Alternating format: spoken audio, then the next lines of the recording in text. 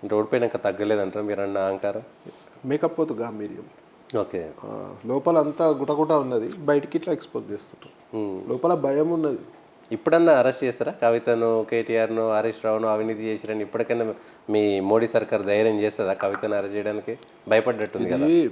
ED చూసుకునే కేసులు, okay, central agencies, దానికి ప్రభుత్వానికి ఏం సంబంధం ఉండదు. That is not part of BJP. Okay. So it's a department related to the government of India. So వాళ్ళకి తగ్గిన సాక్ష్యాధారాలు అవన్నీ కావాలి, సేకరిస్తారు. డెఫినెట్గా అవసరం వచ్చే అరెస్ట్ చేసే పరిస్థితి ఉండి అరెస్ట్ చేయాలంటే మాత్రం డెఫినెట్గా చేస్తారు.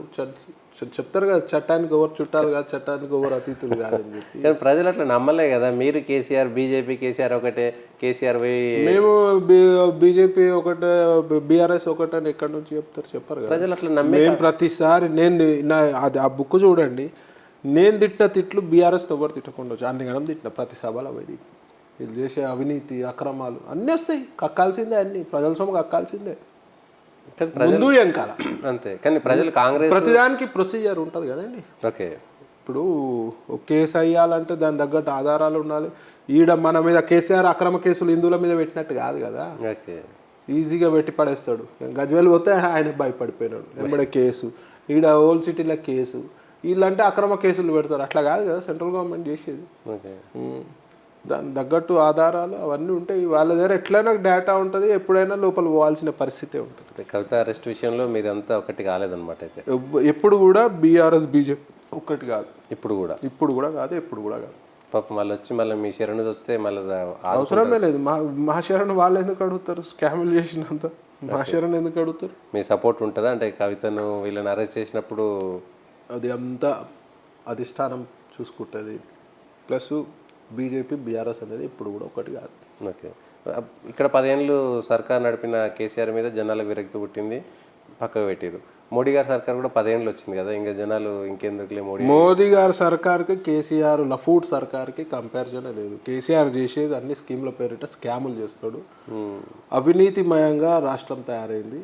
మాది సెంట్రల్ పార్టీలో ఒక అవినీతి మీకు కనిపించదు. అదానికి అంబానికి దోషి చెప్పనీకి ఏముందండి. ఇవాళ మీకు చెప్తా నేను, ఇవాళ నేను 2 రోజులు కార్లో తిరుగుతూ చెప్తారు ప్రవీణ్ బెనామీ సతీష్ గారు అని చెప్తారు, లేదా సతీష్ బెనామీ.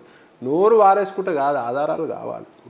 ఇలా మేము ఆధారాలు తెస్తాం కదా. చూస్తురు కదా ఇలా కాళేశ్వరం ప్రాజెక్టు పరిస్థితి ఏందో చూస్తురు కదా. ఇలా విద్యుత్ శాఖలో 85,000 కోట్ల అప్పులు ఉన్నాయంట. మరి ఇన్ని రోజులు ఎందుకు చెప్పాలి? ఇలా వాళ్ళ ఆస్తులు ఎట్లున్నాయి, ఇంతకుముందు ఏంది, ఇవాళ ఏంది, వాళ్ళ ఎమ్మెల్యేల పరిస్థితి ఏంది, ఆ జీవన్ రెడ్డి సంగతి చూడండి ఒకసారి ఏంది పరిస్థితి. ఎందుకు జీవన్ రెడ్డిని పాపం టార్గెట్ చేసి కొడుతున్నట్టున్నారు బీజేపీ. తప్పు చేసినాడు, ఇప్పుడు కాకపోతే ఎప్పుడైనా బయటపడాలి. బీజేపీ వాళ్ళు కూడా తప్పులు ఒక్కటి కూడా చేయలేదు. బీజేపీ వాళ్ళ దగ్గరికి ఎందుకు పోతలేదు ఐటీ ఈడీ? నా దగ్గర రాలేదా ఈడీ ఐటీ? రాలేదా? ఎందుకు రాదు? బీజేపీ వాళ్ళే డౌట్ ఉంటే ఒకటి దగ్గర కన్నా వస్తుంది. వాళ్ళు వచ్చినంత మాత్రం తప్పు కాదు, ఆధారాలు దొరకాలి కదా, ఆధారాలు ఉండాలి కదా. తప్పు చేసిన వాడిని చెక్ చేయడంలో తప్పు లేదు.